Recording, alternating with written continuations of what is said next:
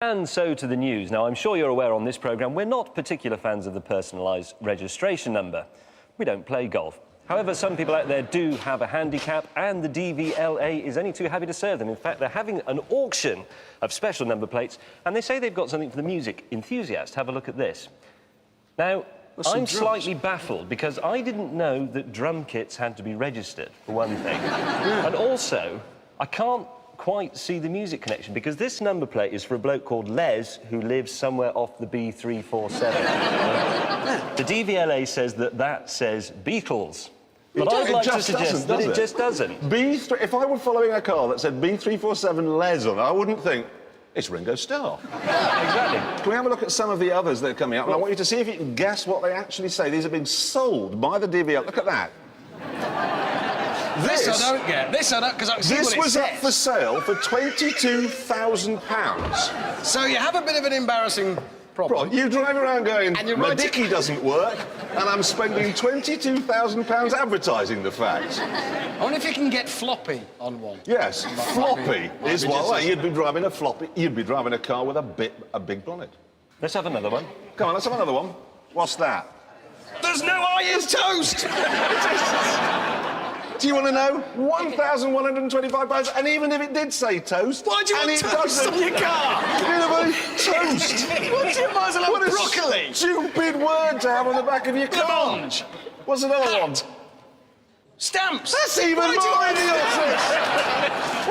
It doesn't say stamps, but even if it did... It's just a random elbow. Oh, well, that's very cool. 1,200 quid, stamps. 1,200 Oh, yeah, P147 boy, I've met him. The point I want to make here is, here we've got a government agency selling us these number plates on the basis that you can tweak around with them to make them say something else. Then you have another government agency with tall hats and plastic shoes booking you for changing your number plate round so it says stamps. Absolutely right.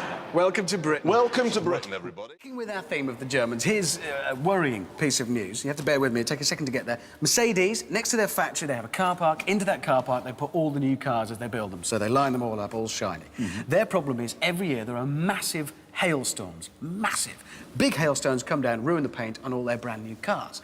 Mercedes, being Mercedes, obvious solution, well, just control the weather. So they've learned a way of sending aeroplanes up, and they drop chemicals on the clouds, and that in turn breaks down and dissolves the hailstones. No hailstones, doesn't destroy the cars. But this is a big problem. Well, this is a big problem, because those hailstorms came for a good reason. God sent them, and God sent them with good reason, because just up the road from the Mercedes factory is the German wine-producing area. God doesn't like German wine, let's be honest. So every year, God sends hailstorms to flatten the German vines, so we don't have to have any Blue Nun and Black Tower. And now Mercedes has gone along. We've got rid of the clouds. More German wine, I'm afraid, ladies and gentlemen. It's terrifying. It's bad news. No, but I just wondered, why don't they just, for example, build a shed? Well, because they're German. They're Germans. This would be simple. If it's hailing, I don't think... It is easier to send a Messerschmitt into the clouds and shoot the clouds out of the sky. Have a new car coming next year. At the moment, it's called the Concept S2. Here's a picture of it. They're actually not going to call it that when they bring it in. They're going to call it the Suzuki Swift, which it won't be, obviously. No, we doubt that'll be Swift. No. You look at that and you go, there's not a Swift car. Suzuki Sluggish. Land Rover Discoveries, you know how they're bought chiefly by murderers, burglars, robbers? It's a bit sweeping, that, Jeremy. I promise you, they are. All of them. All burglars have Discoveries. Are you sure? Yes. I mean, I'm not trying to say it the other way round. Not everyone in a Discovery is a burglar, but all burglars do have Discoveries. There's a new Discovery coming along next year, and it's going to have a ladder chassis. But what I'm interested in, if we get up a picture of the old Discovery, you know this kink in the back? Why did you need such a tall boot? Well, for a bit of space. Right, but you know, whose dog is that tall? It is I need extra headroom for my dog. Could be claustrophobic. No, a dog's like a hamster. No, it's not. No, it's bigger. Yeah. Different. Have you, if you were to, no, I'm not saying you should, but if you were to shave a hamster... I don't mean you should go out and do that. Whatever you do, don't, in fact. But you know, it's been great doing this show. They're tiny. Hamsters are tiny. Well, just a lot of dogs are like that. They are. I've got a big off-road, or used to have a big off-road Toyota Land Cruiser. You load it up with kids, all the kids' friends, bicycles, the whole lot. And then the dog sits there going, oh, all right, you can come. And there's no space. But the dog, given the choice of staying at home or going in the car, will find somewhere to get fit. They do. So why do you need it to be that tall? If you had a giraffe, it would like it. Nobody's got a giraffe. Meerkats. They stand up on the hind legs. Again, They Richard, need... nobody has a pet meerkat. If you had a meerkat crossed with a Labrador, because they like to, it could stand up, and it could look. There's a window there. It could look out there. So there we are then, ladies and gentlemen. If you're a burglar or a robber and you've got a meerkat crossed with a Labrador, just wait for that to come out. What's next? Let's talk about the Jag. Calendars, OK? It's a fairly simple thing, you know, to get a good calendar. When you walk into one of these tyre repair places or, you know, a clutch fitting, what?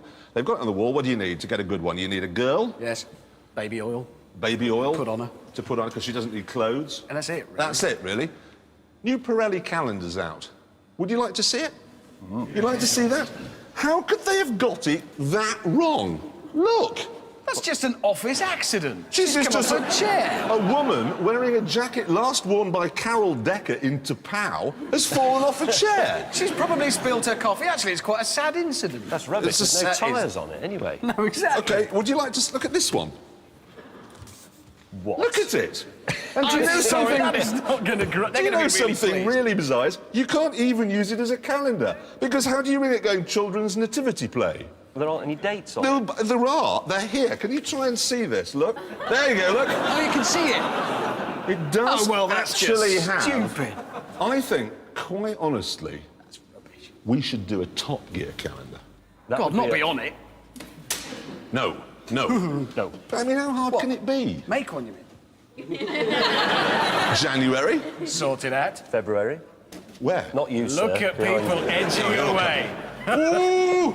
March. Well, hey. March is sorted. August? Possibly April as well. What are you doing in August? Anything? You busy? Are you with him? Yeah. Right. You can go and sort that one out. Thank you. Nodding furiously. Yes, wants to be on please. the Top Gear I was calendar. saving you for December, actually. Right, good. I think we've got enough there, then. Right, the new VW Golf GTI.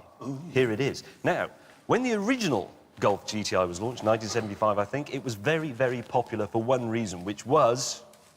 it was quick. It was very quick. It was the quickest.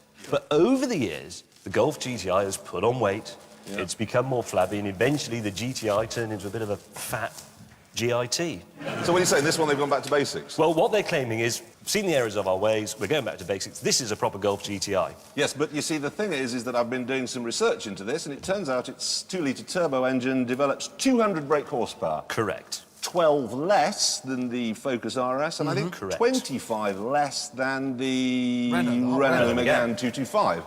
And is it lighter than either of those two? It's heavier than the Ford. There you go, you see. So they've completely missed the point. OK, news this week. We've got a new supercar. This is from a British manufacturer. It's going to cost £7,500. It runs on water, has a top speed of 280 miles an hour. Oh, no, wait, I got the picture out the mirror. So it's all just be a phase, yeah. Complete fake. I'm sorry for wasting your time, but there we are. Such a disappointment. Yeah, sorry. Now, message from the production office of Top Gear. Serious message, I'm afraid. They say we have too much fun, we drive too many nice expensive cars, and what we've got to do is, after this show, we've got to go off and buy a car each that will cost us less than £100. 100 quid? Yep, then we've got to bring it here, so it's got to be taxed and tested. A working car. Yeah, working car, road legal, working car. Bring it here, and then in the week they're going to set us a number of challenges, and then we'll run the report next week. 100 quid Yeah. for a car. So that's something not to look forward to. Let's move on. I'm going to be going, and the car that I'm going to make a beeline for is this new Noble, right? Now, Noble, small British manufacturer, they've been making a car called the M12 for ages and ages. We love it. Love it to bits. It handles beautifully. Anyway, they've decided now to go after a Ferrari with this. Ooh. That is a sexy-looking car. It's called the M14, as you can see. It's £75,000, does 190 miles an hour.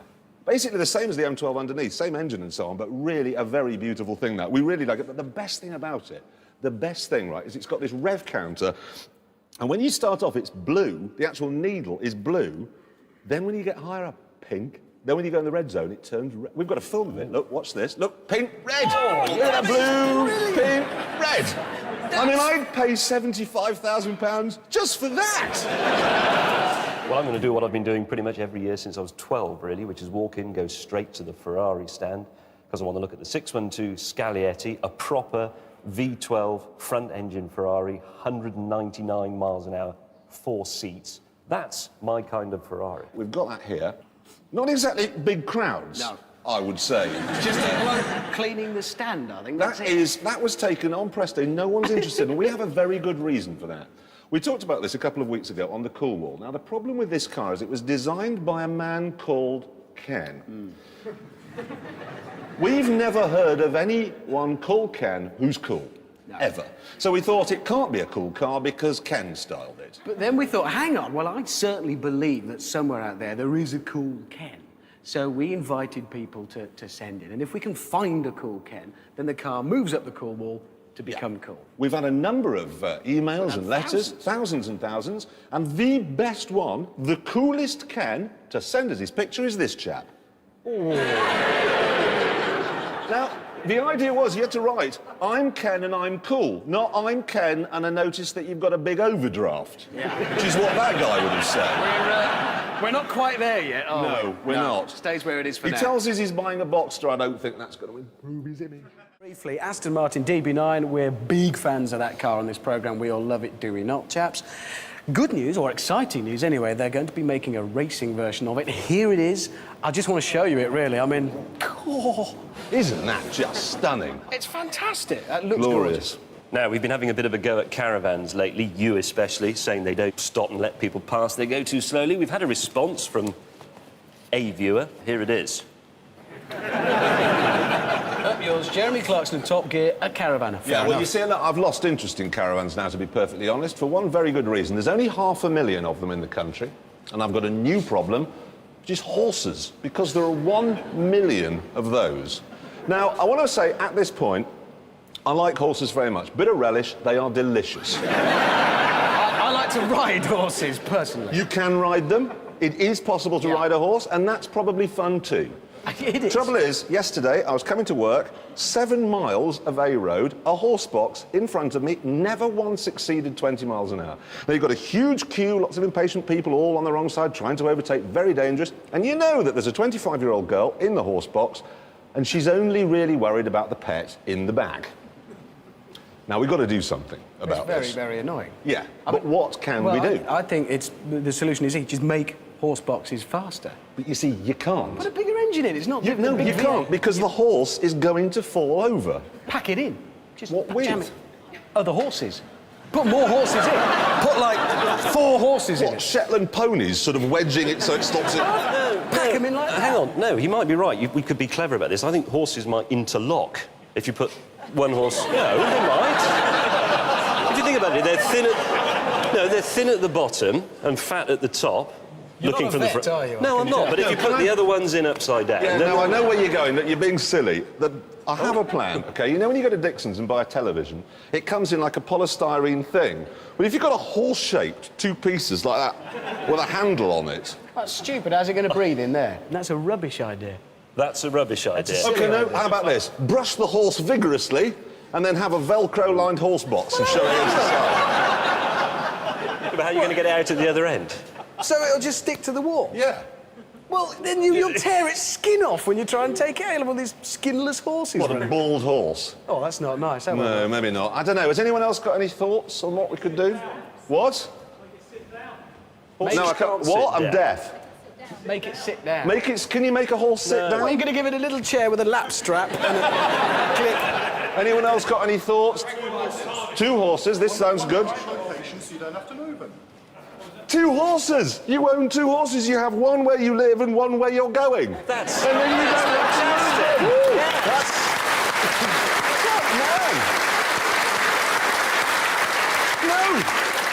That is brilliant. That is brilliant. Back to the motor show, if we could. I'm going to be going straight to the TVR stand to see the Cigarist because it is, as far as I'm aware, the first car ever designed by an axe murderer. Look.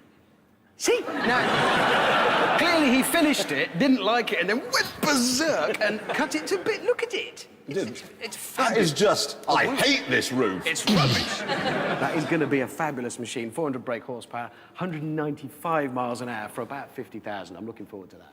Of course, the big star of the motor show, without a question of doubt, is the Porsche Carrera GT. No doubt about that. 312,000, here it is. 312,000 pounds, 200 and something miles an hour. But we can save you a trip to Birmingham. Just hang on about 40 minutes. We've got it here on our track, going bananas. Oh, yes. So that's something to look forward to. Oh, yeah, one thing about the motor show we ought to make plain. If you want to see a BMW there, have a look around the car park, because BMW have decided, in their infinite wisdom, not to bother turning up. Seriously, they're not there with any cars, and we don't get that because I think I'm right in saying the UK is the world's third biggest market. For Yeah, we buy BMWs. more BMs than anyone except for the Americans and the Germans. So it's not like we don't matter to them. No, and it isn't as though they don't know where Birmingham is. I mean, they just have to ask their dads.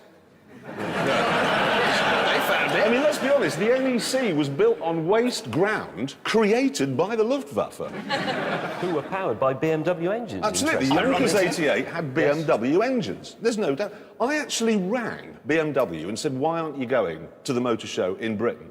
And they said, oh, well, BMW in Germany doesn't want to fund it, they don't think it's worth it. What, they don't do motor shows? No, they're going to still go to American motor show, they'll go to the German motor show, they'll go to the Japanese motor show, just not us. So it's personal. It's a personal thing, so we've had an idea. So we have come up with a plan, and it's a good one, okay? This is what we do. We worked it out. We reckon it costs a manufacturer about 5 million quid to go to a motor show by the time they've bought the stand space and put all the people and the cars on it, okay? 5 million quid. So we're looking for 100 volunteers who were going to be buying, say, an X5 BMW, not to buy one. Buy a Range Rover instead, it's a better car. So you're getting a better car anyway, and of course 100 people, 50 grand a pop, that adds up to 5 million quid. So we'll have cost them what they would have spent on the motor show anyway. Please This is write to us genius. and tell us. The 7 Series would work as well. Buy a Jag, it's better. And we'll start the news with the new discovery. The first one has been delivered to a man in Northern Ireland, and we have a picture of the event. That's amazing. Now, the question here, I think, is not why, but how. How did a helicopter lift that? I mean, that's a Puma, isn't it? Yeah, Is that's for sort of small tanks. Yeah, I and mean, they're armoured easy personnel compared to a carrier. Discovery. I think it would have been easier to attach the helicopter to the world and pull the whole planet round until the car was near the man's house. Less ambitious Than project. do that. Yeah. We've actually got a photograph of a road in Japan, actually, that had been used as a test route for the Discovery. I think we can show that to you. There you are. That's the kind of damage you can do with one of those things. Right, news of another car. Can I show you? It's the PT Cruiser Cabriolet. Have a look at this. Now, I have one question. I got one question. How much don't you want that car? I mean, no, seriously. It's How much is it? It's 17 and a half... Oh, I can't even look at it. 17 and a half thousand pounds. 17 I would rather eat 17,500 pounds in pound coins. I'd rather eat 17 and a half thousand pounds worth of gravel than that. You know how Socrates died? No. Hemlock. He drank hemlock because the option he was offered was to have a Greek soldier, and this is true, put his fist up his bottom and pull his heart out. Enjoy It's a your tea. true story, that, or you can drink hemlock. I'd rather have the Greek soldier. Go on. Oh, this smarts. Oh, my heart's coming down my back passage, but at least I haven't got a PT convertible. That's Look at perfectly it. fair enough. What the hell were they thinking at all of? this business. It's so awful. No, I was going to take the mickey out of you for that car. The problem is, I think it's fantastic. Don't you think? I'm just very scared. It is a seriously cool... No, there's nothing coming. I think it's a very cool car. I think you've done very well. I've even had a T-shirt made for you that you can wear while you're driving it. What we charge you in. Yeah, there you are. Look. Look at that. Big car, small Richard.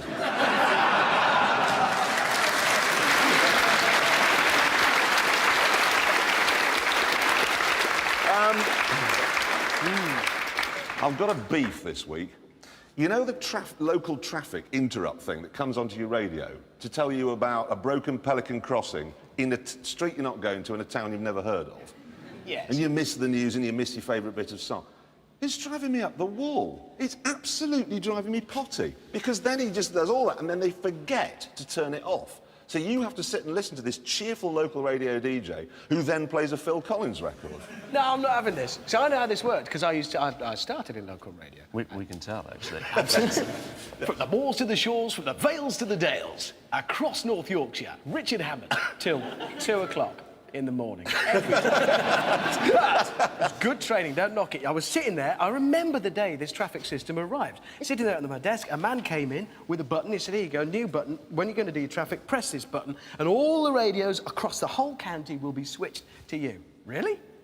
Wallop. I mean, you're going to leave You know it. what I mean? You have that. They just will not turn them off. After they've told you the useless traffic report, they won't turn them off. So I've had this idea. Wait for the local radio DJ to be getting married. You know, when they allow homosexual marriage. When that's happening, all right? They're not all... Just as they're about to do their vows, barge in there and go, there's a complete tailback all the way up the high street, left of the traffic lights right down there, they're broken. And here's Phil Collins. I can feel it coming.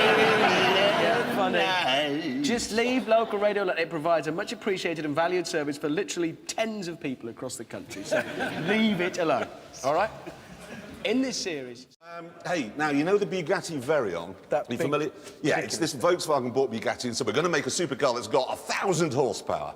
Which sounds great, but they haven't yet worked out how such a thing might be possible. They just said it. They just said it. Anyway, they're still working away on it. Now, the people that were making all the sort of perfume and the leather wash bags that were going to go with it, you know, Bugatti-branded stuff, got bored with waiting, so they're all starting to launch the stuff. And the latest, right, is this watch, OK? This is a Bugatti Veyron watch that I'm wearing. Very nice. OK? Now, you can't see the face there because when you hold the steering wheel, OK, like this, see? That's where the face is. Because when you're holding the steering wheel, if you don't want to look at the clock on the dash for whatever reason, you can look at your wristwatch without taking your hand off the steering wheel. Hey, that's... Guess how much it is? No idea. A grand? 140,000. No! And it's absolutely hideous. The ridiculous thing is that trying to do it up, it took 3 men. 3 men to help me put it on. So I was like, how does this clip work? Because honestly, you need a butler to help you work that out. That's 140 grand for a watch commemorating a car that doesn't exist. And never will exist. That's amazing. Oh, I've got papers this week about short people. Was in all the stories, basically, you're rubbish in bed and you're useless at work. Come on, don't get off the subject. What was wrong? It was the immobiliser. The car's fine, OK? It was the immobiliser. You know that little flipper thing? Yeah. Wouldn't unimmobilise the engine. So it had to go back to Ford. Did it? Yes. And then they fixed it, and it's... Yes, and then they brought it back, and the night they brought it back 2 days later at 3 o'clock in the morning, the alarm went off. No. Then again at 4. Oh, wait. And the next night at 11. Did it wake you up? Yeah. And the kids? Yeah. And the dogs? Yeah. Oh. So what? And then this is when it gets really good, OK? I had to take it back to Ford. The alarm keeps blowing for no reason. So on my way back, it's got one of those tracker things on it, you know, where if somebody steals it, it automatically sends out an SOS. They rang me up, the tracking people, and said, your car's been stolen. Are you in it? Yeah. No, it's all right, I'm in it. So I don't know why they just rang me up and said, your car's been stolen, and what's your password? Who knows their password? Does anyone here know their password? I don't know. Well, we're gonna... And they can remotely shut the car down. So he's like, if you shut this down, I'm gonna come there, I'm gonna eat your heart. I had no idea what my password was. So did he stop it? No, he didn't. I finally got it back to Ford, and then I picked it up again yesterday, last night. Finally, it's mended, hurrah. No. You're joking. I'm not. Got in it this morning to come down here. Ring, ring! Your car's been stolen. No! It hasn't. And then again and again. Honestly, I've got my phone here, OK? I've got my phone. They send you a text, OK, when it's been stolen. Look at this, OK? Read. Look at that. Theft alert. The car was stolen at 8:49 a.m. 8:22 a.m. 7:22 a.m. Oh, dear. It was stolen 5 times on the way That's down here this morning. unfortunate. 5 times. So they're going to fix it eventually? Yes, if you don't mend it, I'm going to bone your dog. It's taken all the bones out of my dog. Mind you, they gave you a courtesy car, didn't they? Yes, they gave me a courtesy car. And it Here's was? my Ford, it's broken. I thought it'll be a DB9. I mean, they, you know, Ford own Aston, yeah. Range Rover. No, it was a Focus Estate with a diesel engine. I love that. 2 years wait for a Focus Estate diesel. And a big alarm clock. Right. You know, we're always banging on about speed cameras, OK? Well, I've got some facts that you might like to digest, OK? Last year in Hertfordshire, the number of cameras they had went up by 24%. Deaths went up by 34%. Wiltshire, cameras went up 14%. Deaths went up 22%.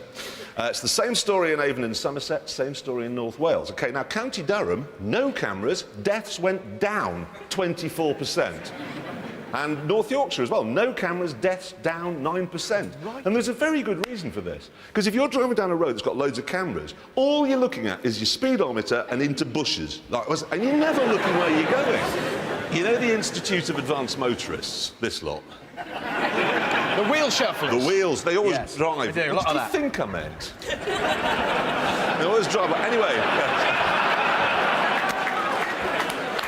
Wheel shufflers. Yes, the wheel shufflers. Even they are now saying that they want more warning of speed cameras, and they've said, why can't they put the speed limit that is prevailing at the time on the back of the camera? That's a brilliant idea. That is a brilliant idea, because how many times do you see a camera and think, I don't know what the speed limit is? Anyway, chaps, very, very bad news, I'm afraid. What? The Clio V6, Yes. you know, the mid-engined, really bonkers one, there it is. Yeah. Gone? No. Going. I very love soon. that car. They're brilliant. Even I mean, it I had the liked worst turning circle in the world. Oh, yeah, you had to go into Germany to No, turn it you had round. to go round the world to actually turn it round. Why are they dropping it? Well, because there's a new Clio. We've got a picture of the new Clio, in fact. There it is. Yeah. And they say that the regular hot front-drive version of that is going to be good enough. Rubbish. Well, it won't be mad enough. Wrong, Renault, are shame. wrong. You're wrong, wrong, wrong. And there's more bad news, because you know the Honda NSX? Another good car. Going as well. Oh. Honda have announced that they're dropping the NSX. Oh, So thank you very much, Mr. Blair. why are you blaming him? Well, he takes the credit for the Olympics and the economy, which he had nothing to do with, so he can take the blame for that. Fair enough. Now, on average, every year, 4 people crash into my garden. 4? That's more than the national average. It is, you're Not right. many people have that many people crash into their front garden. Gets worse. This week, 2. 2 in a week. In 1 week? 2 in a week. And I think the problem is, they know I live there, and they're sort of, hey, look at me, look at me. And the problem is, OK, can I just explain this? I have been driven round Fiorano in a Ferrari by Michael Schumacher. That was impressive. Watching a Vauxhall Nova bouncing across my front lawn doesn't float my boat. There's a perfectly simple explanation for this. You bought a house on a tight bend, didn't you? What have you been doing for the last 15 years? Driving round tight bends on television going, power! And then you're surprised when you wake up and there's a Peugeot 106 in your potting shed. That's I a good wouldn't theory. be. Thank you, James, for that one. Oh, now, Volvo has introduced a new convertible. We've got a picture of it here. There you are. Yeah, these things start from £27,000 up to 33. This is the T5 version. It's got a 220 brake horsepower, 5-cylinder turbocharged engine. Best thing, though, is this roof, because, look, they've been to IKEA, haven't they? That is a flat-pack roof. That's very Tell it's complicated. Swedish. No, it's very good. The Dodge Challenger. Now, this started life as a concept car, but they've announced this week that they are going to be making it. Probably only in America, and not until 2008. Don't know the prices yet, but it will have a 6.1-litre Hemi V8. And it'll be rubbish. How can you possibly know? You haven't driven it, they haven't built it yet. Because it's American. All American cars are rubbish. I was over there the other day, and I drove that Chrysler 300C SRT8. Have you ever got a picture of that thing? Yes. Appalling in every way. Why? Well, because it's a 300C, which we hate. It's not very good, granted. And then they've gone and put a Saturn V rocket in it without doing anything to the brakes or the suspension or anything. It's dreadful. You see, what you're doing there is talking rubbish. It's got the same Hemi V8 in it. It's a muscle car. Come on, it's a proper American muscle car. This Dodge... It's let's have a look at the manure! Dodge. It's not! It's a proper... Oh, I want to see you my driven Challenger it? again. There, look, it's got a massive engine. It'll make the right noise, and look... That is a muscle car. It's a BMW M6. They've just locked the roof off it, OK? 500 brake horsepower. No, it's not as simple as that. Actually, that's too complicated, that thing. It's a computer. It's got 7 gearboxes. Listen, that thing, OK? Yes. Who was that? Is like that ape that came to Wimbledon. What was he called? What are you talking about? That big ape in the final. Nadal. Loping around. He was loping around the court like something out of that PG Tips advert. Now, that is Federer, OK? No. And Federer kicked the ape's arse. Yes, and but that's what would happen. on, you fool. We're talking about muscle cars. That is not a... It's a great car. What about it's that, agile, then? but... Look at that. It's a new Jag, Tim Henman. No, that doesn't That's work. not working. No, that doesn't work at all. That's the new supercharged Jag, OK? Yes. XKR, what, it's 69,000 quid, 420 brake horsepower. It would eat this. No, May I stop you? Muscle You do, cars, and it's those wheels. Stop. You've been... Stop. We've stopped. You're both wrong. What you actually want, I'm afraid, is this. No, we this don't. Is the revised... if I may, that's the revised Daihatsu Copen, and in your tennising analogy that you made, that is the ball. That is 660 cc's of flexing micro-Japanese sinew. I'd rather ride around on a lawnmower than in that thing. For one thing, for you would look such a spanner in that. No, I wouldn't. You would, because you'd be sticking up above it with your big floppy hair like a spaniel. Never, ever, ever, ever drive a car that you were taller than when you're sitting in it than it is long. You'll look like Noddy with bad hair. Now, yes, the Alfa Romeo Brera, remember that? It was in the studio last series. You two were getting a bit tumescent about it. Oh, it's fab. The Brera, it's just a fab car. Quite a nice-looking car. I've got some more details of it. Let's have a look at it first. There you are, very pretty. 2.2-litre version. Price will be £25,000.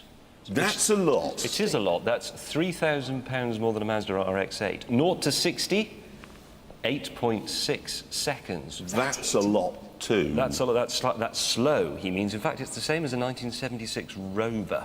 Still want one?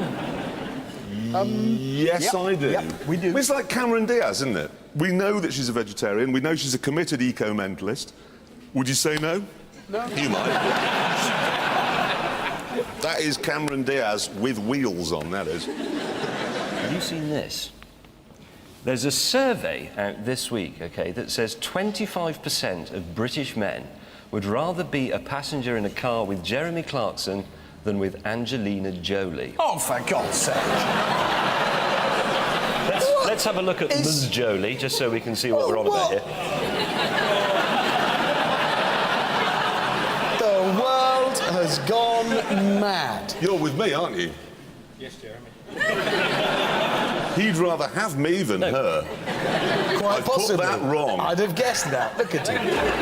Now listen, 25% of British men. I have been in a car with Jeremy Clarkson.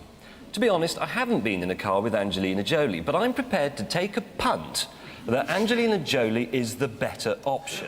We begin, we begin with last week because you mocked me for wearing a suit. You may remember this, yes? Because Christian Scott Thomas was down here. Tuesday, he walked into the office dressed like this. Yeah. Look at him. Where'd you been? I'd been invited to number 10 to a one-on-one chat with the Prime Minister. So, I put a suit. So you go down there, you're in number 10. Yeah. Sitting with him. Yeah. Did you vomit on him? No, you can't vomit on the Prime Minister, mate. No. Well, you can, if you had loads of cheese soup before you get there. And then, like, some salt water, all over him. You could easily have done that. No. You didn't. No, I didn't. No. Did you punch him in the face? No! Look, I didn't vomit on or punch the Prime Minister in the face, OK? How close were you to him at any one point? Well, I was sitting next to him. Look, there's a picture, hang on, of us. There you see, there's it. You could have easily punched him in the face from there, you idiot. He was sick. Look, just straight all over his leg and his cufflinks. No, look, that's not... Those are the two things that you're best at in the world. Being sick and punching people. He came round to your house once, didn't he? Yes, he was... One time you came to my house, you vomited all over my sofa. Sorry about that. My house vomited all over me. I did do So that. you vomited all over your mate. Why couldn't you vomit over him? I'm sorry! He'd invited me round for a chat, so it wasn't appropriate. About what? About road pricing. And what did he say? That we need to do something about congestion. Well, did you tell him if you got rid of the bloody M4 bus lane, that might help? Did you tell him that? I didn't say that. I wasn't sick on him. I didn't Did you punch tell him to on- get rid of speed humps? No. Did you tell him to up the speed limit on the motorway to 150? Because that will shorten... Did you tell him that? All right, I'm Punch beginning him to... in the face. I let you down, lads. I'm Because, sorry. OK, road pricing is coming, and it's his fault. I now realise I've let you down, and I'm sorry. It's not us. You've let everybody down here. You've let him down. He can't even afford proper clothes.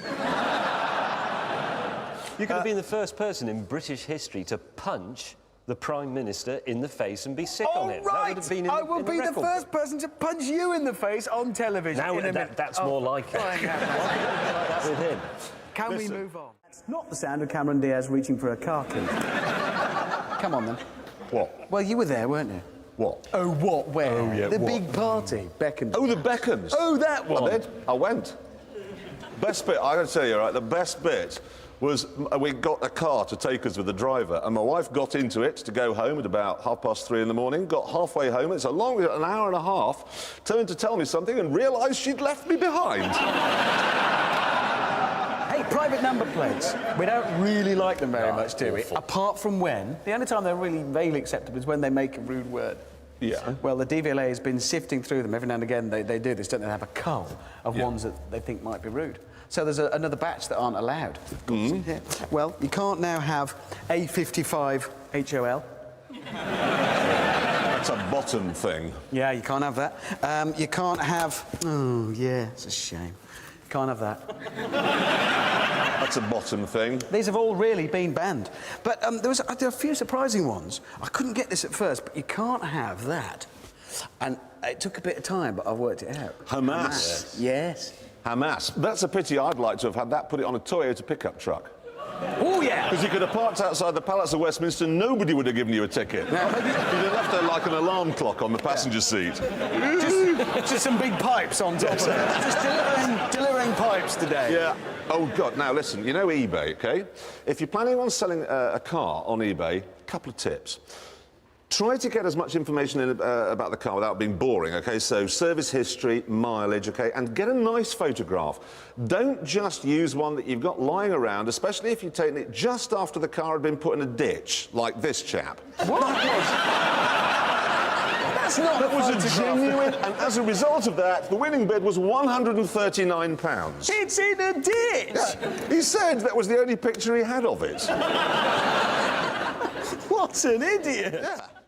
Word of warning, you know, you can now buy radar-guided cruise control for your car. I first tested it with a Mercedes and I liked it very much. The idea is you set the cruise control, go along at a speed. If a car pulls out in front of you, your car sees it, slows you down to the speed it's going. When it pulls over, you accelerate back up to the speed you selected, OK? And I thought that was great, but I tried it on a Volvo this week. What it does when it slows down, is apply the brakes, and the brake lights come on.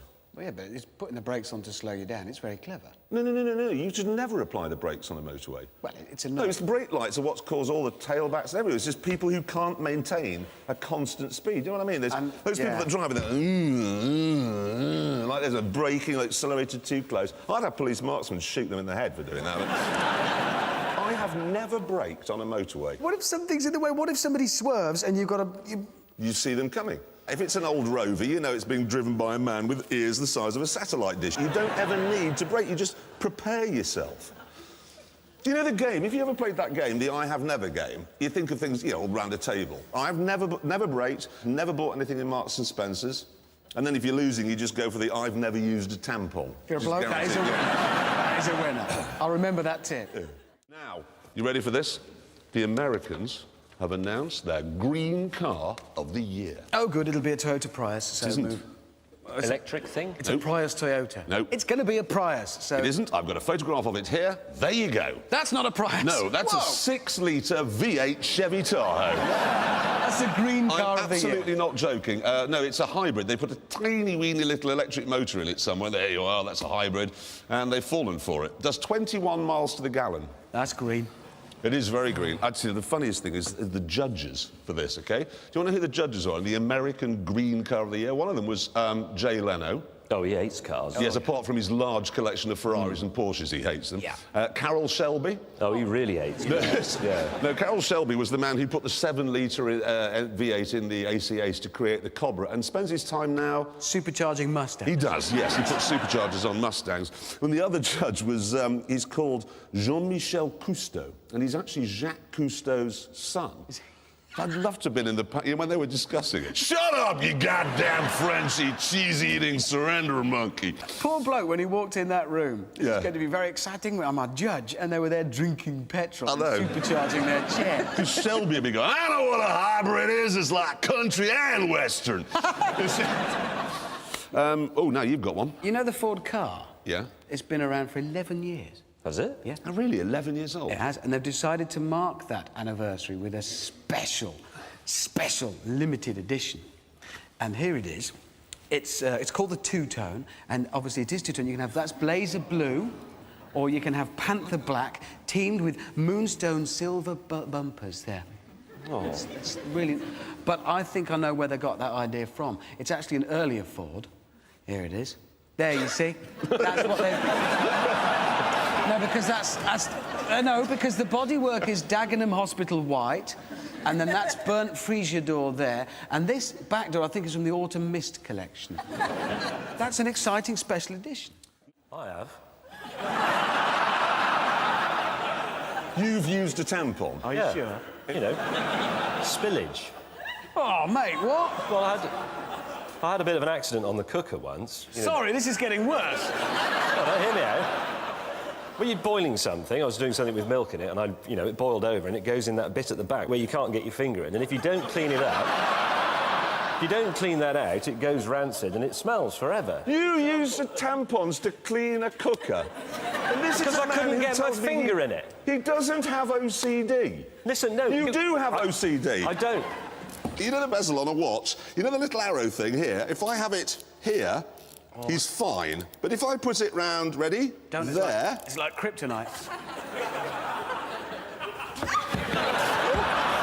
Get it back in the right position. You can't bear it if I haven't got that arrow. Look!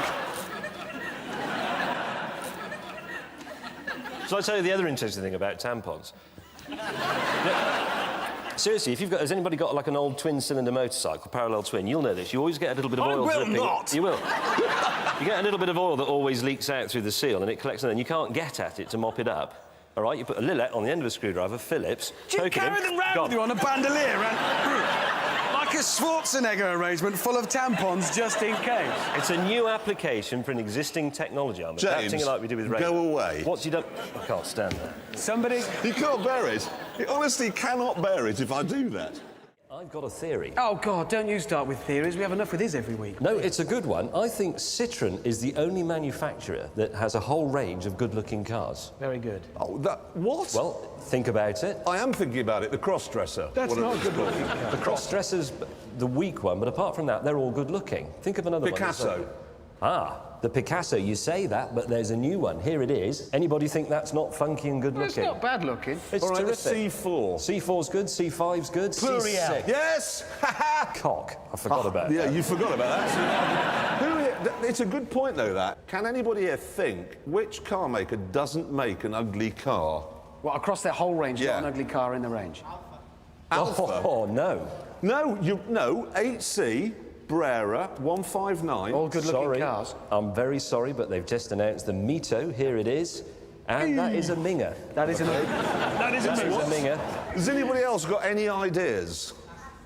Aston Martin? No. DB9 convertibles. That's not good looking. It looks like it's bent. Hummer. Who said Hummer? Like you're thinking. No, they're consistently ugly across their range of one car. And they're designed by Americans who have the aesthetic ability of giraffes. I know the answer to this. There's a surprise. Vauxhall. Eh? That's it. What? Are you sure? No. Well, think about might it. have a point. Vectra is going to be replaced with the Insignia. Which is good. Fantastic-looking car. They've got the Astra. That actually is a That's very good-looking. Corsa's really good-looking. You've seen the Agila? We've got a picture of the Agila somewhere enough. There. Sweet! sweet. Oh, don't say sweet. Sweet little car. God, has it- Vauxhall is now the only car maker in the world that doesn't make an ugly car. There's no real minger in the range. No, there isn't a minger. What do you say, Baldy? I can't hear a word you're saying. I'm very old. What? It's a small one. I've just put back. A kilo or something. The Aguila? Kilo? Yeah. Were you watching the television? That, see, look, come here. Look at that. It's sweet. That's not the one in the showroom. You've seen one in a Vauxhall showroom? Yeah, over at Fairham. It's ugly. It's probably old, that's the problem. Ugh, there's a camera got in my way. It's unbelievable nobody's listening to a word we say. I was doing a high-pitched squeak. That's really pretty. Anyone who buys one of those, I'll sleep with them. Now, Jeff Hoon, OK, is the Transport Minister, yes? And he announced this week that he wants to have more average speed cameras on the roads, OK, because he says they're good for safety and they reduce fuel consumption. Now, this is the same Jeff Hoon who, when he was Defence Secretary, said, and I'm quoting, "We know that Saddam Hussein has weapons of mass destruction." So he must be right about the speed cameras as well, then. Yes, absolutely. I'll tell you what he's done, OK, because he claims he goes on the M1 a lot in those roadworks. You know, round junction 6, 8, they're up there. They've been doing them for, well, since 1850. Forever. Yeah, just been doing it for... Average speed cameras on that, and he says, well, there you are, you see, there's hardly been any accidents. That's because the roads are jammed up. Not moving. Then you can't crash when you're stationary. Soon, though, we'll be able to... we'll have that Tory transport bloke. Whose name is? Who? It's a funny name for a bloke. Teresa Villiers. How can you know that? Because he is Teresa whatever. Because there's only a finite amount of space for information in your head. So if he's got that in it, what's come out? How to dress properly. Well done, Teresa. So it's actually this man's a woman. I think that's fascinating, because she hasn't really got any policies across that we've ever seen. Well, not that we've heard of, obviously. So we've had to come up with some of our own. A better system than the average speed camera, OK? Have a look at this. So this is real. This is in Denmark. Look what they're doing there. It's brilliant. Give me one good reason why that won't work. You'd slow down. I'd slow right down. Yeah. Once again, Top Gear rides to the rescue of the nation. Absolutely fabulous. And now, the news. And it's great news, ladies and gentlemen. It's news to warm the hearts of nations. Jeremy Clarkson has lost his voice.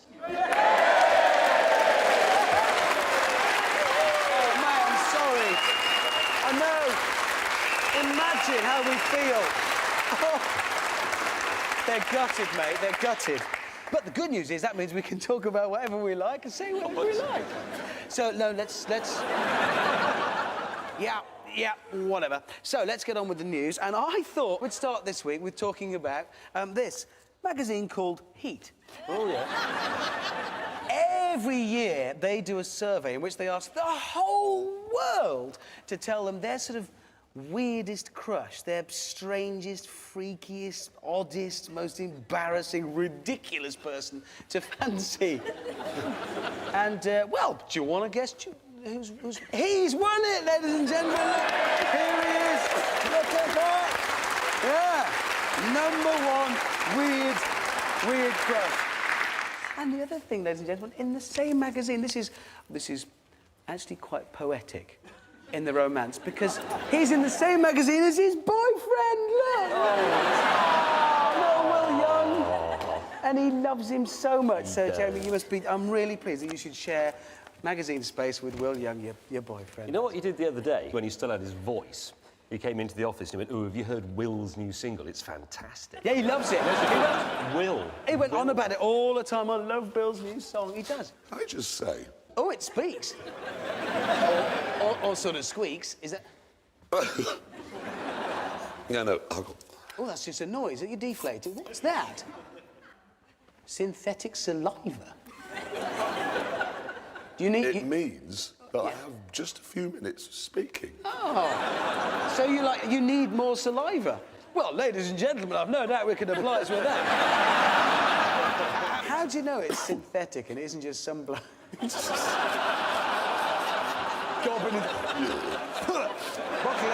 You shut up for a kick-off as well. What? What is that noise you're making? Have you seen his eye? He's got the biggest eye infection I've ever seen. At least I don't look like a mutant.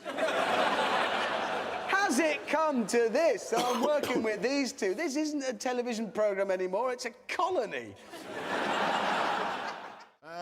What's next, guys? I want to talk about Aston Martin brought out a new car. It's the 177. Here it is. It's a striking-looking thing, I know. And I think it goes to show just how in tune with the times Aston Martin are. It really is a car for the moment. 7.3-litre V12. Oh, I'm glad about that.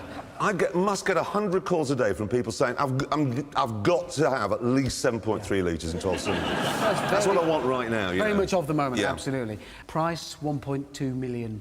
Oh, And good that's just thinking. now. Literally this morning, 30 people called up. I'm not spending a penny more than 1.2 mil on my next car. Aston have got it bang on right because, as we know, the world right now is full of stockbrokers desperate for something to blow their enormous bonus on. And there it is. Pretty soon, Aston Martin are going to be selling more key rings than they are cars.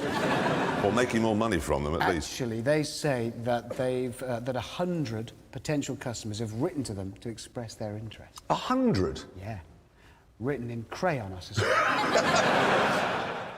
I tell you what, instead of hurling abuse at each other, excuse me, why don't we do the news? Yes, let's do the news. Good news, OK? We haven't been asked to do the commentary on the Formula One coverage on the BBC next year. Yeah, it's a relief. Good. No, it's good news. Especially now. What they've got, they brought Martin Brundle over from ITV. That's fantastic. We'll be able to watch the slow march of his trousers up his stomach.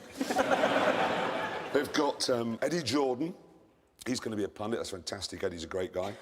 David Coulthard, though, is the other pundit, and that worries me because I think that means that on lap 2 of every race, your telly will suddenly go off. Or it'll just fall off the stand for no reason. Why has he done that? Apparently, they've got Murray Walker involved. They have Murray Walker's coming back to the BBC. He is? Yeah. No, bless him. It is good news. Did you know, though, he's 84? I know he'll be going to Silverstone going, we're all trees here when I were a lad. Ferrari's pulled in for their first pit stop. Let's go over to Murray Walker. Murray, can someone change me bag? It's full again. Bless him, but at 84, to be commentating on F1, that's pretty cool. You won't be commentating on anything, look. I've just thought, OK, I want to move it on. You know the Duchess of York, OK, Sarah Ferguson? She recently sold her Jaguar, which has ended up in the hands of, well, it was in the papers this week, the hands of a cabbie, Steve Coulson, 31 of the north somewhere. Now, he's gone to the papers because he found that she's left all the addresses she's been to in the sat-nav still programmed into the system. He's saying, OK, what if I'd been a terrorist? This car is a suicide bomber's dream. Now, one of the addresses in there is Windsor Castle. Well, Another, Buckingham Palace. I think some people know where those things are already.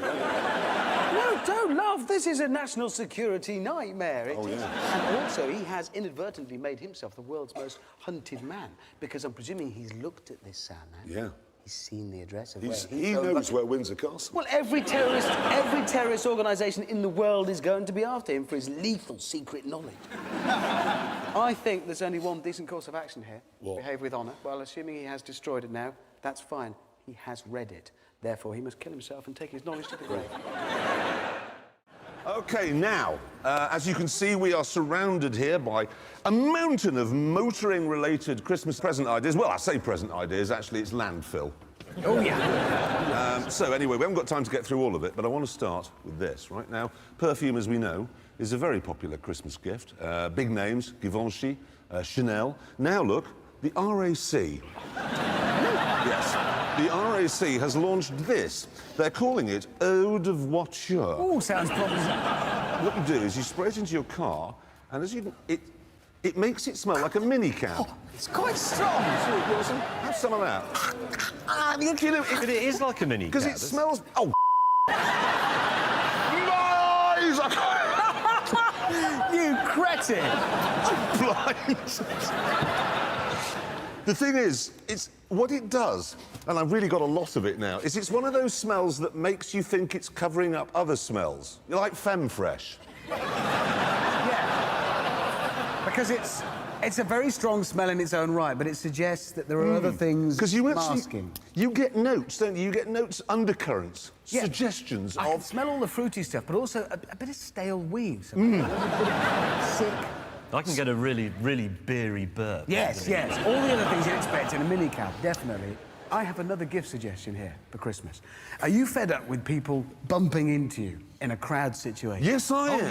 Yeah, well, I have the solution here with these small, ear-mounted human indicators. I kid you not. Oh, this is... I have to just... Right, what happens is, I'm walking along, say, in a shopping centre. Here I am in a shopping centre situation. Oh, you'll be the crowd.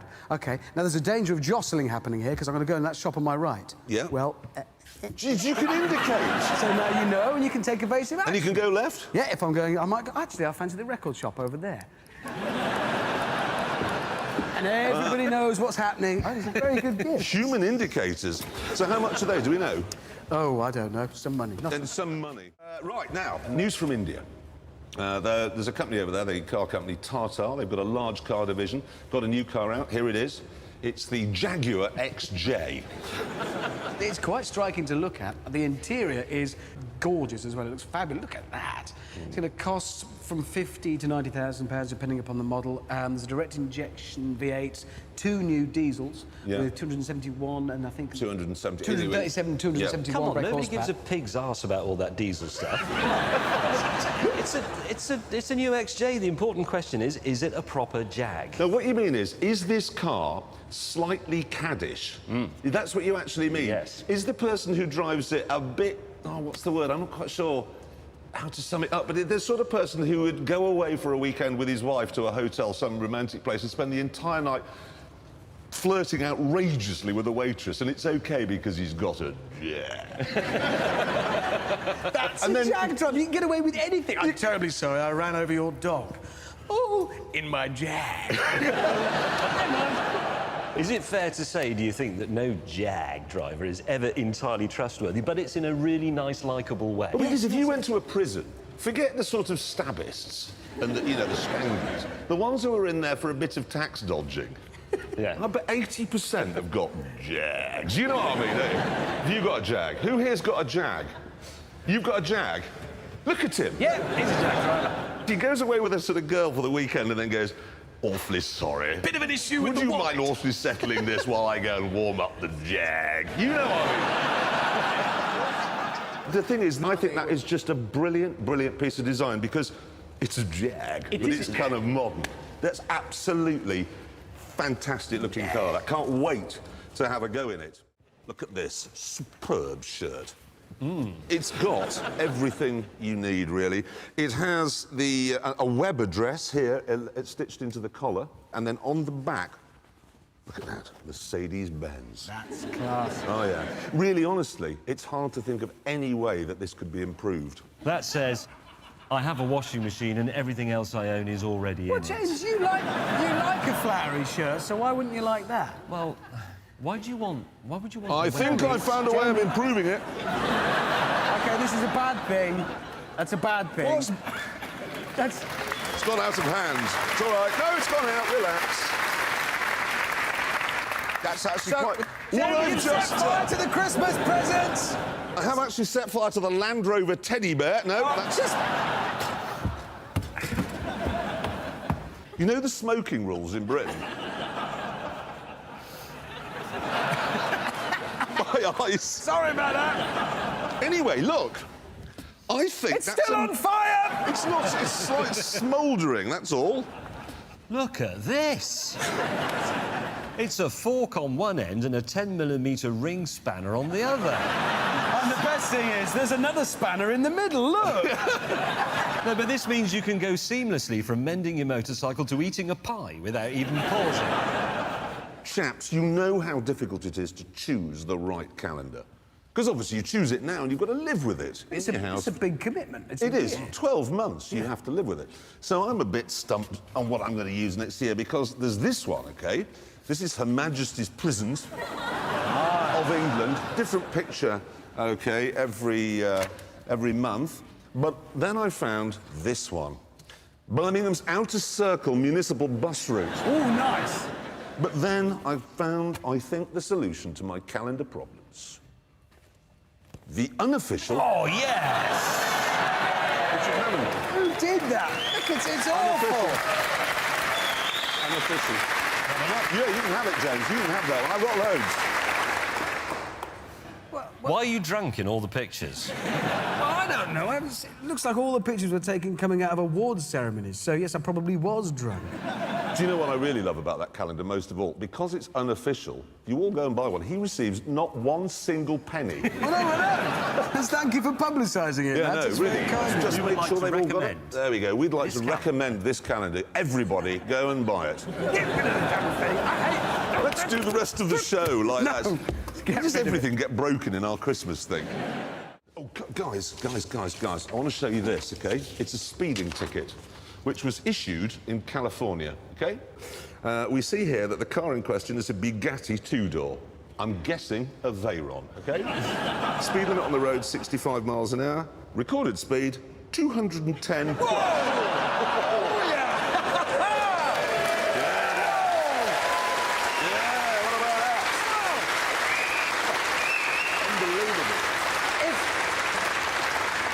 If he'd done that in this country, you'd be put in prison for 2,000 years. I know. Do you want to know what the fine in California is for doing 210 miles an hour on a road with a 65 mile an hour speed limit?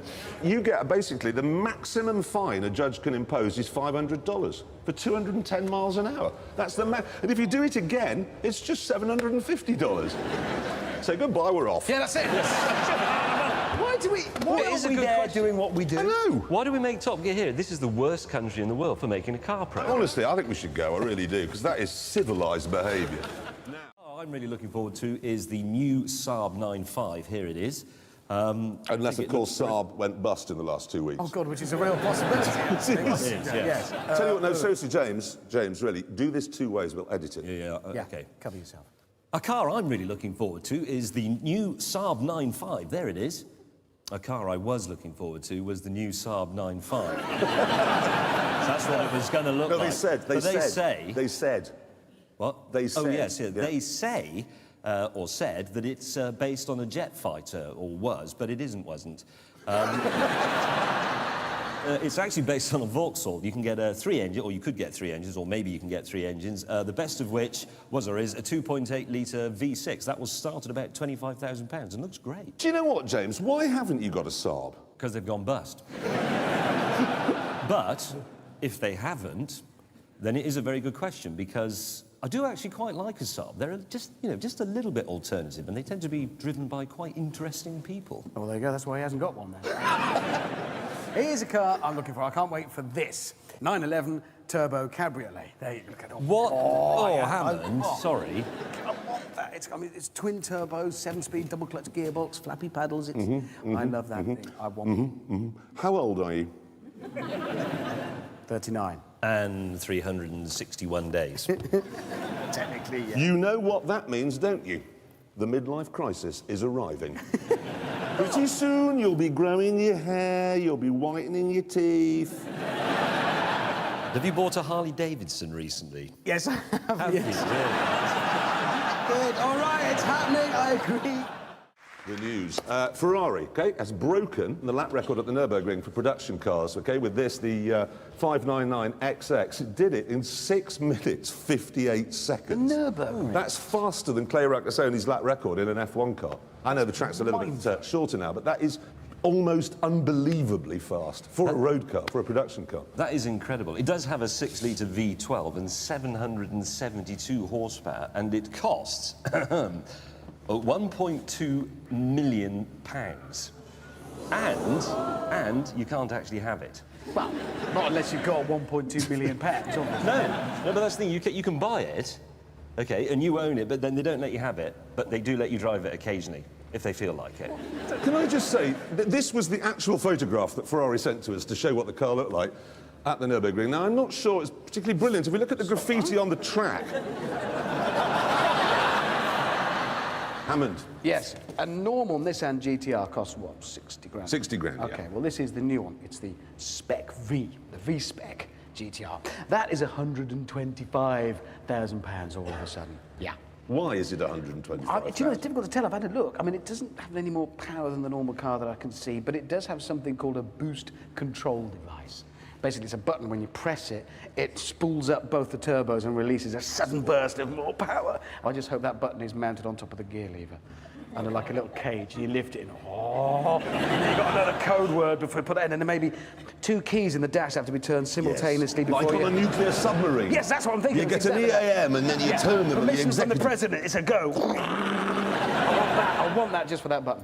Yes. I'm going to point out, because this is sensible Top Gear, that it also comes with a very competitive 3-year warranty. Yeah. Oh, now, hey, this is an important piece of news. I really want to bring this up. A lot of people imagine the most dangerous time of year to drive is November or perhaps February, dark nights, fog, ice. But we were talking about this the other day, and we think the most dangerous time to drive a car is round about now. Yeah. Sunny skies, light breezes, girls wearing short skirts. Dangerous, very dangerous. Because the thing is, you can't not look. No, I mean, you actually can't. It's You can't impossible. physically not look. You have no choice. Other things you can choose not to do. It's easy not to use your mobile phone when driving. Easy not to drive home when you've had 18 pints of lager. But you're driving along and there's a girl. Mustn't look. I'm looking. I'm crashed. I'm still looking. You can't. Do you have any idea what we're on about? I drove through Soho the other night, honestly. You know Linda Blair in the... spinning around, 480 degrees. crashing into lampposts and letterboxes and other cars. It's impossible not to. The thing is, we know that Jemaine Greer is actually an avid viewer of Top Gear. Is she? No, she really is. She is. In your mind. No, she is. Anyway, she will be annoyed about this, but the fact is, what we're trying to say is that we can't help it. It's natural. I mean, in the last 3 days, I've nearly had 2 quite serious accidents on the back of a taxi. if you see what I Even mean. James May's susceptible to it. That's Yeah, but it proof. was road work as he was looking at. Actually, do you not think there is here a case for the burqa? Because The the burqa? problem goes away No, with the burqa. no, You're not gonna be- honestly, the burqa doesn't... It doesn't work, because I was in a cab in Piccadilly the other day, OK? A woman in a full burqa crossing the road in front of me, or in front of the cab, tripped over the sort of pavement, went head over heels. Face over apex. Yeah, and up it came, red G-string, stockings. Mate, that did not happen. Promise. You're lying. I didn't promise. No. It did. Did you see this incident on DVD or pay-per-view? Because it didn't happen. The taxi driver will back me up on that. He He was in the cinema with you. That never happened. It did. Oh, now, are there any girls here? Well, Good. Don't ever faint in Holland. That would be my Top Gear top tip for the night. We've got some footage here that explains what I'm on about. It's the start of a race. There's the grid girl. Oh, she's got a bit wobbly. And she's fainted. There you go. So you're thinking, poor girl. Yeah, you're thinking, oh no, now she's lying on the track. So as we can see, men in high visibility jackets have come over to make sure she's okay. Or are they making sure she's okay? How do you make... Oh, put your hand on her bottom. That's the ticket. That's what he's done. Now let's hear what the driver's got to say. Check mijn auto weg. Vol mijn auto. Vol. Wow. Is mijn auto open? get the girl off. That's a racing driver, isn't it? All over. Everybody, good news. No, wait, it's better than you think. The new Dacia Duster is coming to the UK. Okay. How about that? That's great. Yeah. Now, that's great. Good. Oh, now, listen. Chrysler is going to launch this little £11,000 car in Britain. And the first thing you need to know about it is, it isn't a Chrysler. Well, No, what it is, OK, what happens is, here's the story. Fiat make the 500, OK? They then give that to Lancia, who make it a bit longer and add 2 rear doors. And then Lancia give that to Chrysler, who take the Lancia badges off, put Chrysler ones on, and they're going to sell it in Britain.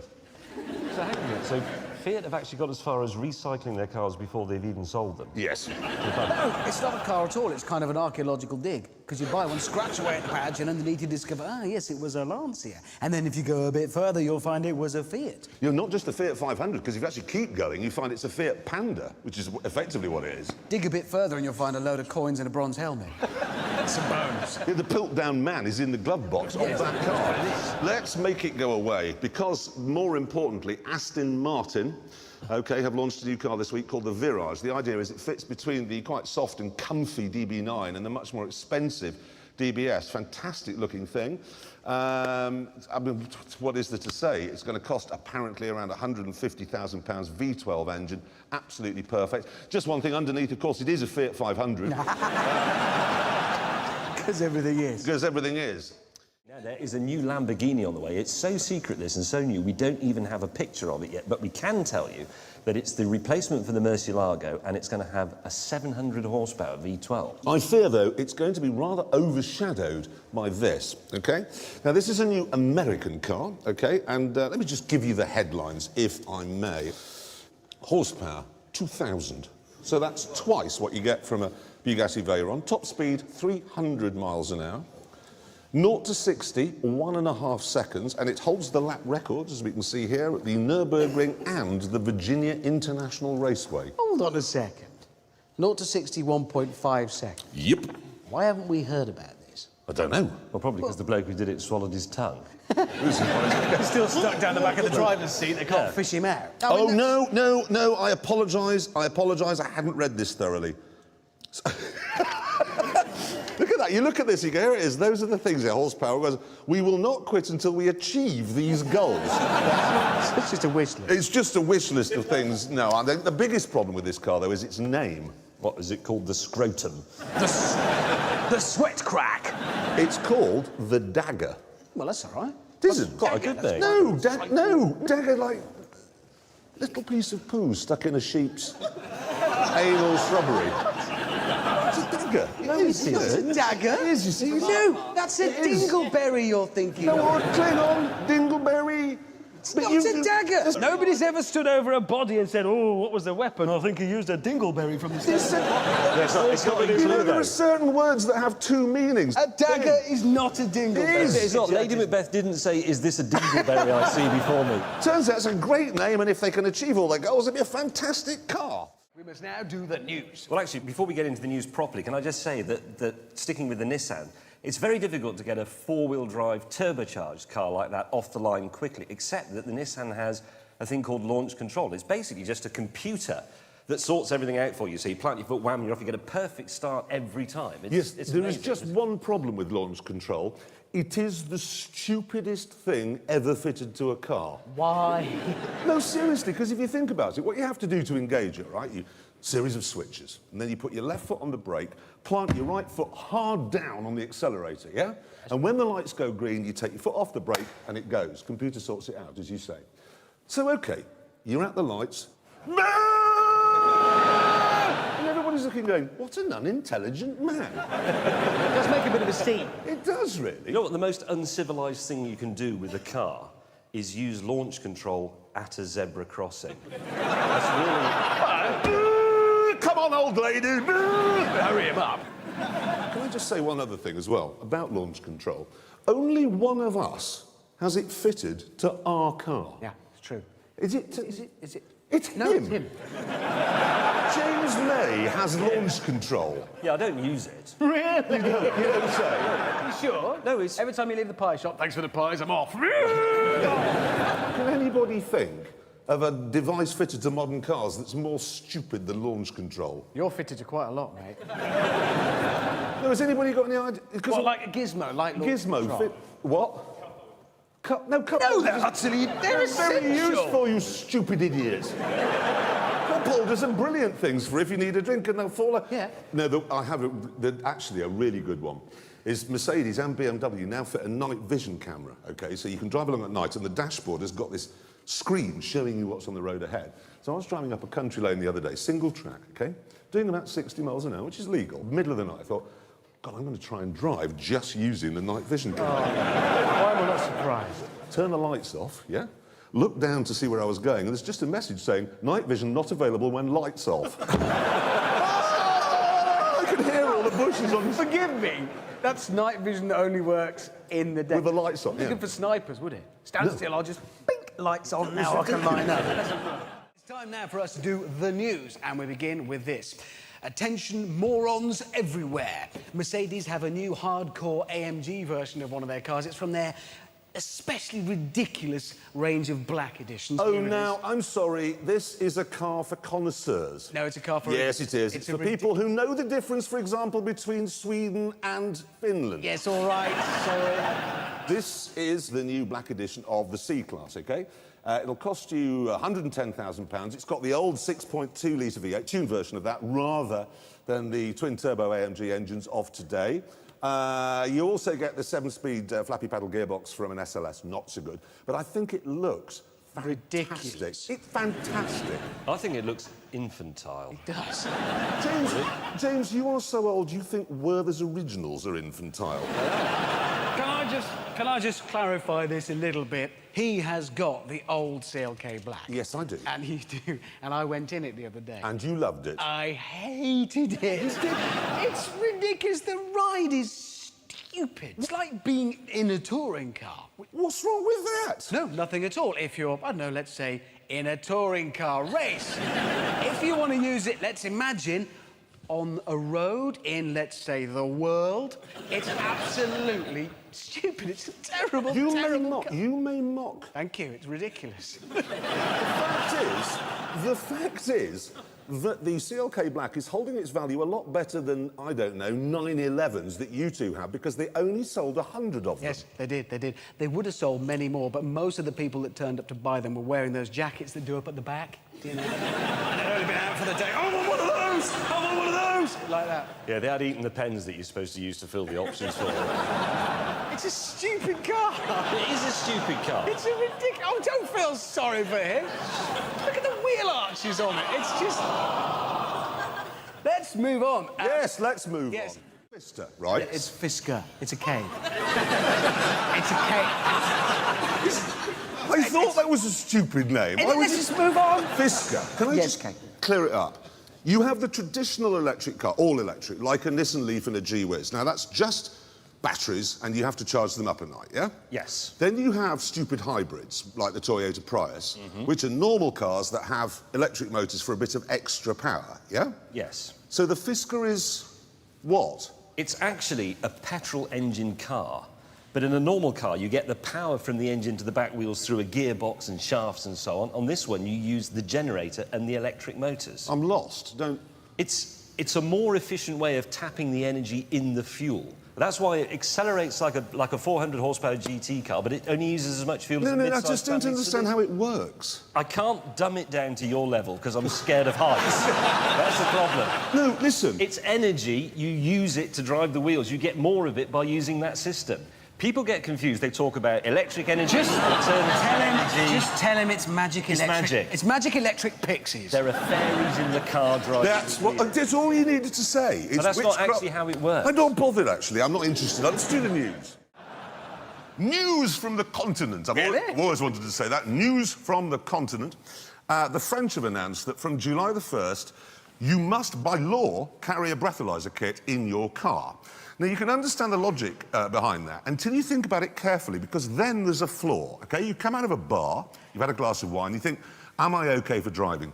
You use your breathalyser kit, and it says, yes, you are, but then you can't drive because you've used your breathalyser kit. And it's a one-shot deal. So Well, of course it is. You'd have to walk to a chemist and buy another breathalyser kit before you could set off. Don't they also make us carry warning triangles when we're driving? Yes, and in France you've also got to carry a full set of spare bulbs and a high-visibility vest. Aren't thing. all those things kind of the police's job? Do they also want us to stick a load of cones in the back of the car just in case, and maybe a radio and a notepad and a pencil? But if they're turning us all into policemen, we could stop other motorists and help ourselves to 130 of their euros. Yes, we could stop Brits on the last tolls just before Calais, who are rushing to get the ferry and have been speeding. Has anyone here been caught speeding in France?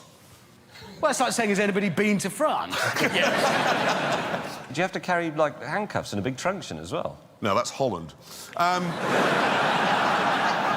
Now, Richard, tell me, when you go to work at the BBC in London, where do you park your car? Well, Jeremy, I park it in the car park at the BBC, underground, where everybody else parks. That's where do you park? I park in the underground car park. It's a bit of a walk, but that's what you're supposed to do. Yeah. Now, there is a loading bay just outside our office, which is a lot more convenient, but obviously there's no parking there. Now, I took a photograph in this loading bay this week, OK? Here it is. Now, We may recognise this car if we watch The Apprentice. It belongs to Lord Sir Sugar. Yeah, but to be fair, his chauffeur was probably loading him into the building at the time. Exactly. So he could be in the loading bay. Technically, this was a delivery, so that's fine. More worrying is this, OK? We zoom in.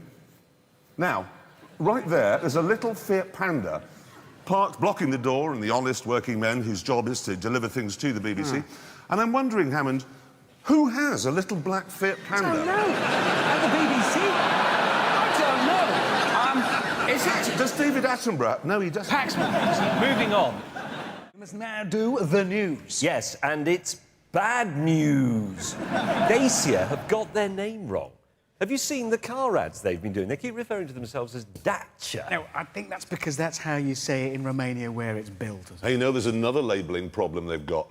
Because I was reading up on the new Sandero, it says it's got 90 horsepower. Now, with everything that's been going on, how do we know that isn't cow power? Yeah. Good point. Because those abattoirs that are supposed to have got the model are in Romania. Yeah. Allegedly. Apparently. And we went to Romania once, so we did see a lot of people riding around on cows, rounding up horses. Yeah, and all their farmers complaining about getting up early to milk the horses. Exactly. It's a bore. So it is a 90 cow power car. We've established that. Good. Now, on this show, we've always said you can't be a proper petrol head until you've owned an Alfa, which has always been a bit of an embarrassing problem for me, because I haven't. But that might be about to change with this, the Alfa Romeo 4-seat, little two-seater, 1.8-litre turbocharged engine mounted in the middle, chassis made of carbon fibre. Well, at least it won't rust. No, they'll find a way. Will they? Yeah, well, you know, they'll have bought cheap Russian carbon fibre that's somehow oxidised. You know what Alphas are. How much is it? It's going to cost between 40 and 50,000, something like that. I've got a bit of a problem with that, I have to say. I don't think the looks are quite right. Hey, it's gorgeous. I think it's a bit too tall. Exactly, it is. I'll tell you how it does look good, though, is if you see the plan view, we've got one of those. Now, that, Yes. I think, is good. It's almost a square. That's a view Hammond will never have. Oh, come on, please. Open goal. It kind of was, yeah, all right. Now, the Ford Mustang we featured last week in the race across Europe, OK? That seems to have captured the hearts and minds of everybody. I mean, really... Everywhere I've been, all week, people have been talking to me about that. Yeah, non-stop. Well, big news. Ford has announced, because they've never sold the Mustang officially in Britain, OK, since 1964, they've announced that the next generation of Mustang coming next year will be built with right-hand drive and will be sold in Britain. About time. Brilliant, good news. There is, however, a tiny bit of bad news. What? Well, the V8 version will be sold in America, but because we're only British, all we can have is a 2-litre EcoBoost engine. Oh, for God's sake! Do they think we want that? I can't understand their logic, because, I mean, if you want a Mustang, it's because you want a big V8 muscle car. There's no other reason for buying one. Precisely. So if you want a 2-litre EcoBoost car, you're going to buy a Golf diesel. Not a Mustang. It's like saying, I formed a punk band. We've got the cellos, except for Sebastian, he has a harp. Nobody wants a harp in a punk band. Nobody wants a 2-litre EcoBoost engine in a bloody Mustang. You can keep it, we don't want it. Yeah, you just keep it. Keep it. Now, a couple of years ago, Ferrari brought out a car called the 599XX, a picture of it here, OK? Now, it's slightly unusual, this, because it cost you £1 million, but you couldn't take it home with you. Ferrari kept it, OK? And nor could you drive it on the road, even if you wanted to, because it's not road legal, and you couldn't sell it without Ferrari's permission. Now, the only thing you could do was ring Ferrari and say, could you take it to such and such a track? You can have a couple of laps in it, and then they'd take it away again. Yeah. Did anybody actually fall for this? Yeah, 30 people. They bought 30 people, well, that's a good deal. That is a good deal. I'll have one of £1 million. those. And now Ferrari is saying to these 30 people, if you give us another £200,000, we'll fit the car you don't actually have with a rear spoiler. 200,000? £200,000 for that rear spoiler. What's it made from? Spoiler material. It's one of those, you know, well, you won't know, but it's a DRS spoiler like you get in Formula 1. I know that, they sell sofas. It's a DRS one, so it opens and closes depending on whether you're going around a corner or going down the straight. Can I just say, who are these 30 people that bought those things? I want their email addresses because I'd like to sell them a clock. What clock? It's really big. It's on like a tower in London next to the Houses of Parliament. And I can sell it to Could they them. take it home with them? No, they couldn't take it home, but it'll be their clock. Good marketing. Yeah, I think so. Can I let you into a little secret? Oh, is it time? No.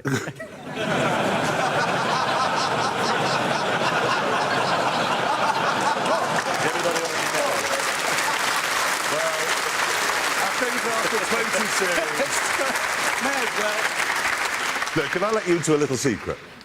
You know those gantries over the motorway? They've got them on the M25 and on the M1, OK? Now, the idea is they've got speed limits on them, so you can temporarily lower the speed limit to warn drivers of an accident or congestion ahead. And then there are speed cameras on the back of the gantries to make sure that people do actually slow down. Well, now, here's my secret.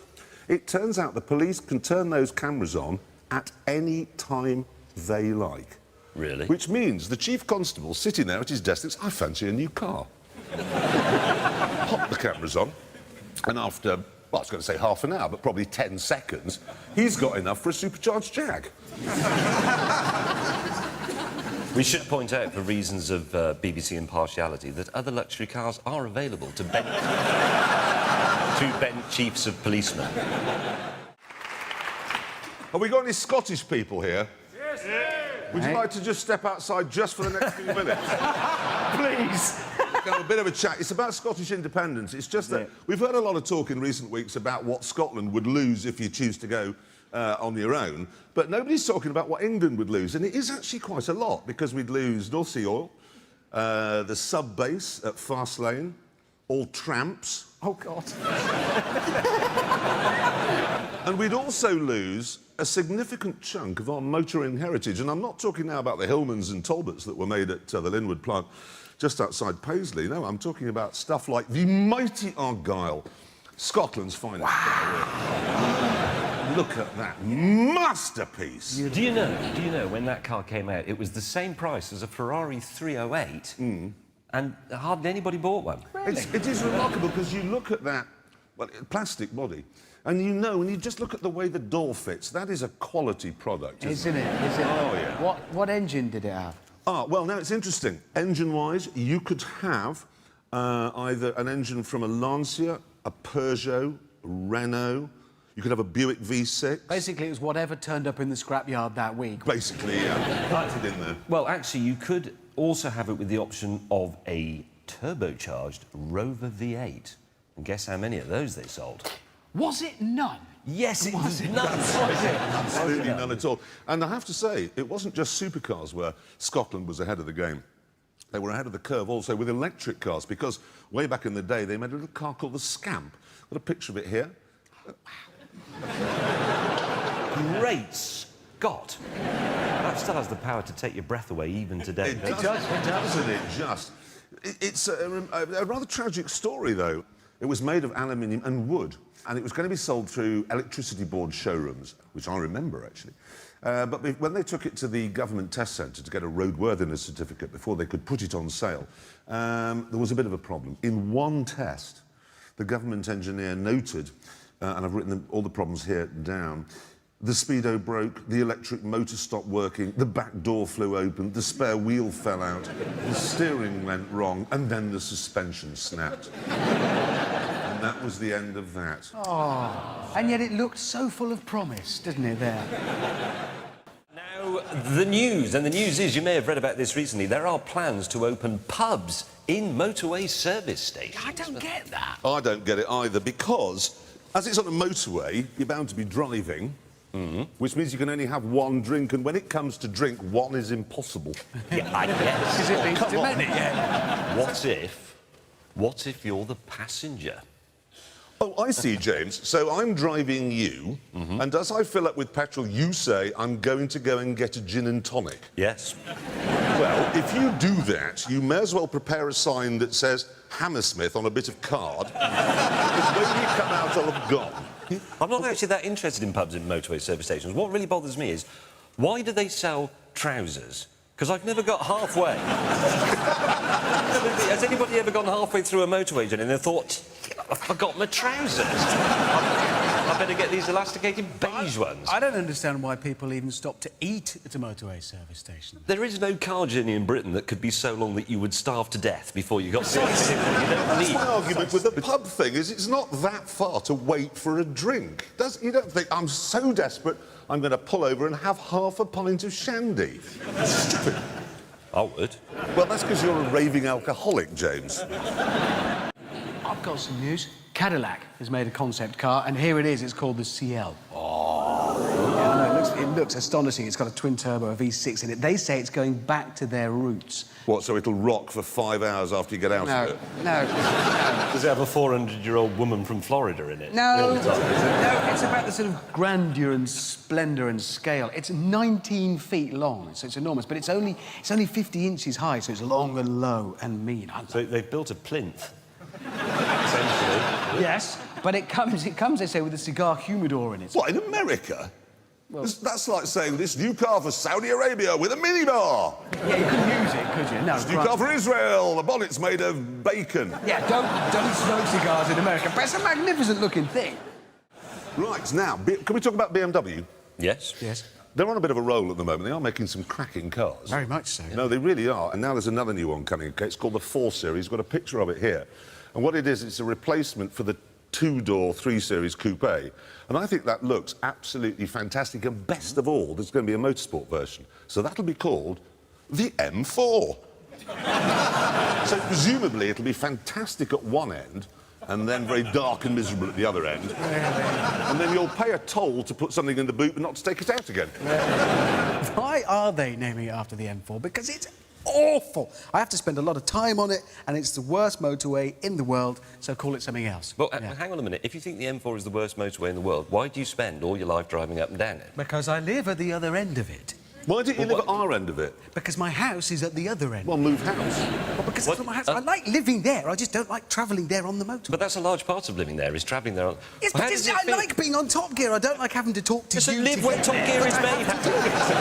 You can live at our end, you can do things like have electricity, sewers, watch television, you can go out for a Chinese meal, an Indian meal... My end of the M4, I just don't like the bit in between it and where you are. But how much of a shock is it to you to get into a car where we live and then get out to the other end? All you can do is light a candle or make your own chutney. It must be... I like it. Anyway, the BMW goes on sale at the end of the year. Prices start at £31,500, unless, of course, you live where Hammond does, in which case it's 16 groats and an oxen.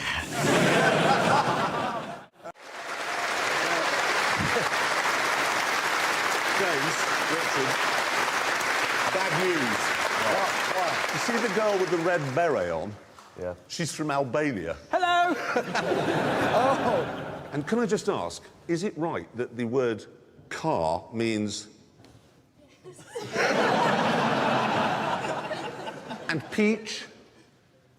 Yes. I thought you made it up. No, he didn't make it up. She's actually from Albania. Oh, fair enough. Now, actually, I have got some more information on this. You know, in the film, I said that some of the cars might be stolen. I know you did. That was shocking. Yes, it was. Anyway, I've got some information here on it, OK? Albania's public order minister was on his way to Greece recently to sign an agreement with his opposite number in Greece on cross-border crime, OK? And as a formality, the Greek police did a check on his car and found it was nicked. And that was the public order. And then, now, just so I balance this out, OK? Neighbouring Macedonia... the Interior Minister was very embarrassed when police noticed her car was actually registered to David Beckham. That actually happens to footballers quite a lot, though, doesn't it? Because there were two AC Milan players. They had their Range Rovers nicked. Do you know where they turned up? Oh, Bournemouth? No, it was Albania. No way! I have to say, though, and I'm not just saying this because you're here, genuinely, Albania is a fascinating, brilliant country. Very pretty as well. I mean, Absolutely really beautiful. Really loved it.